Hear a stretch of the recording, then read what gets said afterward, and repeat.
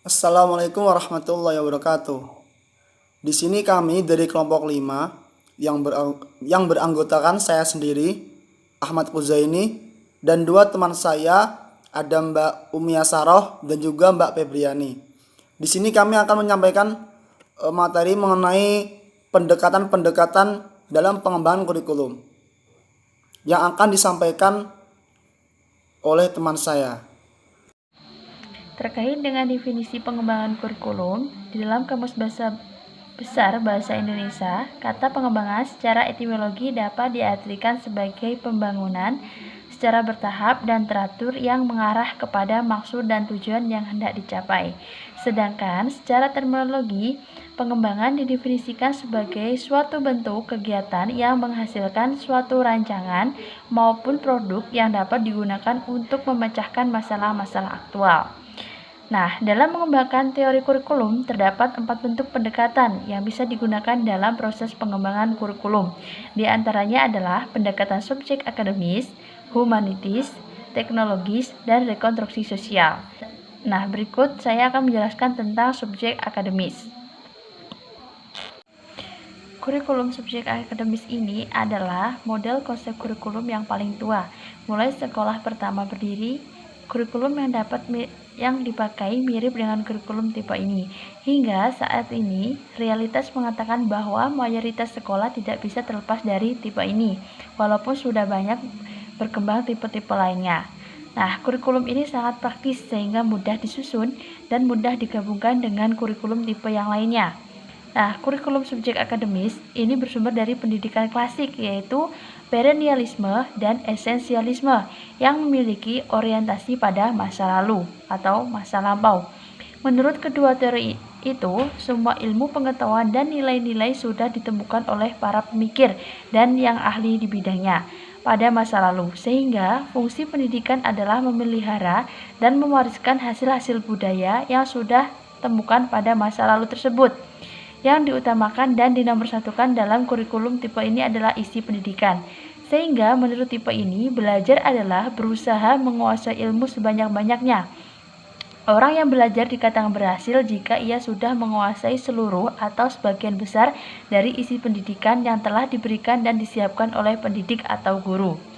Nah, dalam perkembangannya, kurikulum subjek akademis ini tidak hanya menekankan pada isi atau materi pendidikan yang disampaikan oleh pendidik, tetapi secara berangsur-angsur yang juga diperhatikan dan ditekankan adalah proses belajar yang dilakukan oleh para siswa. Nah, proses belajar yang dipilih sangat tergantung pada segi apa yang dipentingkan dan diutamakan dalam materi pelajaran tersebut.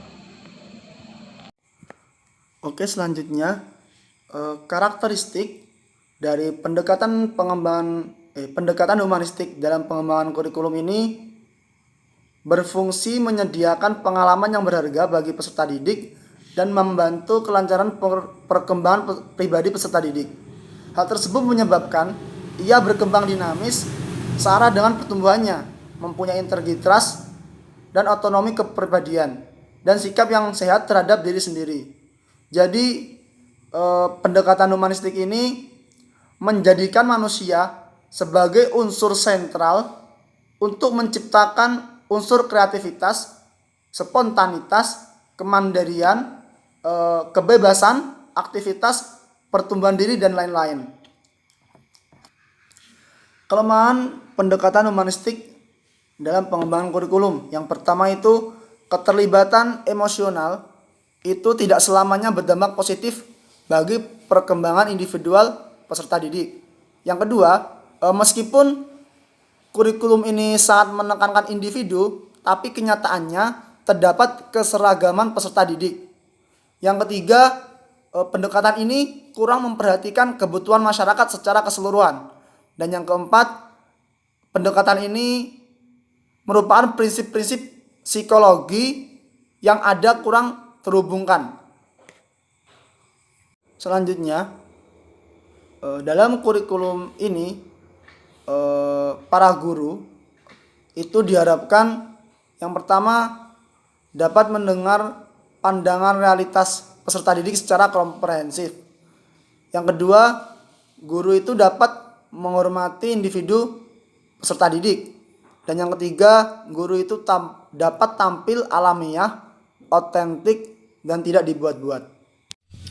Assalamualaikum warahmatullahi wabarakatuh. Saya Mia Saro dari kelompok 5. Di sini saya akan meneruskan penyampaian materi yang telah disampaikan oleh teman saya mengenai pendekatan pengembangan kurikulum PAI.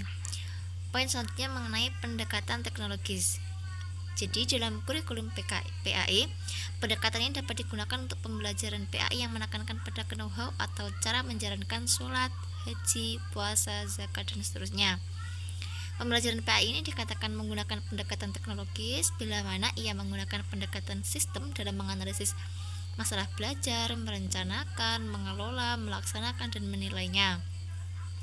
Pendekatan ini ingin mengajar kemanfaatan tertentu dan menuntut peserta didik agar mampu melaksanakan tugas-tugas tertentu, sehingga proses dan rencana produknya atau hasilnya diprogram sedemikian rupa agar pencapaian hasil pembelajarannya atau tujuannya dapat dievaluasi dan diukur dengan jelas dan terkontrol. Nah, dari rancangan proses pembelajaran sampai mencapai hasil tersebut itu diharapkan dapat dilaksanakan secara efektif, efisien, dan memiliki daya tarik. Model pengembangan kurikulum ini dengan pendekatan teknologis itu bertolak dari prinsip efisiensi dalam pemilihan materi program dan prinsip efektivitas dalam pelaksanaan program, sehingga lulusan model ini akan mampu melaksanakan tugas dengan sempurna. Apalagi jika digunakan program-program yang lebih berstruktur seperti pengajaran berprogram, pengajaran modul, atau pengajaran dengan bantuan video dan komputer yang dilengkapi dengan sistem umpan balik dan bimbingan yang teratur dapat mempercepat dan meningkatkan penguasaan peserta didik. Pada pendekatan ini terdapat dua pandangan.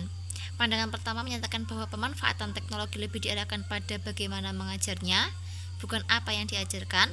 Sementara pandangan kedua menyatakan bahwa teknologi diarahkan pada penerapan tahapan instruksional. Konsep kurikulum teknologis ini dapat berbentuk aplikasi teknologi pendidikan dan juga berbentuk penggunaan perangkat keras dan lunak dalam pendidikan. Nah, prosedur pembelajaran ini didasarkan pada psikologi behaviorisme dan teori stimulus respon. Artinya, tujuan yang dirumuskan harus berbentuk perilaku yang dapat diukur dan diamati serta diarahkan untuk menguasai sejumlah kompetensi. Penerapan teknologi dalam bidang pendidikan ini, khususnya kurikulum, itu dibagi dalam dua bentuk. Yang pertama, perangkat lunak atau software, atau disebut juga teknologi sistem. Nah, pada bentuk ini lebih menekankan pada penggunaan alat-alat teknologis yang menunjang efisiensi dan efektivitas pendidikan. Kemudian perangkat keras atau hardware, atau sering disebut juga teknologi alat. Nah, pada bentuk ini lebih menekankan kepada penyusunan program pengajaran atau rencana pelajaran dengan menggunakan pendekatan sistem. Kemudian poin selanjutnya mengenai pendekatan rekonstruksi sosial. Ini dalam menyusun kurikulum atau program pendidikan, keahlian bertolak dari problem yang dihadapi dalam masyarakat. Untuk selanjutnya, dengan memerankan ilmu-ilmu dan teknologi serta bekerja kooperatif akan dicarikan upaya pemecahannya menuju pembentukan masyarakat yang lebih baik. Nah, di samping menekankan isi pembelajaran atau pendidikan juga sekaligus menekankan proses pendidikan dan pengalaman belajar. Isi pendidikan ini terdiri atas problem-problem aktual yang dihadapi dalam kehidupan nyata di masyarakat. Proses pendidikan atau pengalaman belajar peserta didik ini berbentuk kegiatan-kegiatan belajar kelompok yang mengutamakan kerjasama baik antara peserta didik dengan guru, peserta maupun antara peserta didik, guru dengan sumber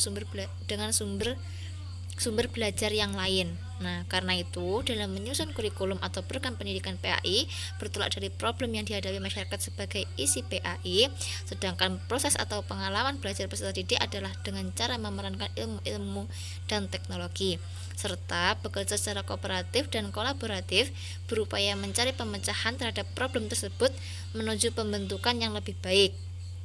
Adapun kegiatan penilaian dilakukan untuk hasil maupun proses belajar. Guru melakukan kegiatan penilaian sepanjang kegiatan belajar. Dari kelompok kami cukup sekian. Jika ada yang ingin dipertanyakan, dipersilakan.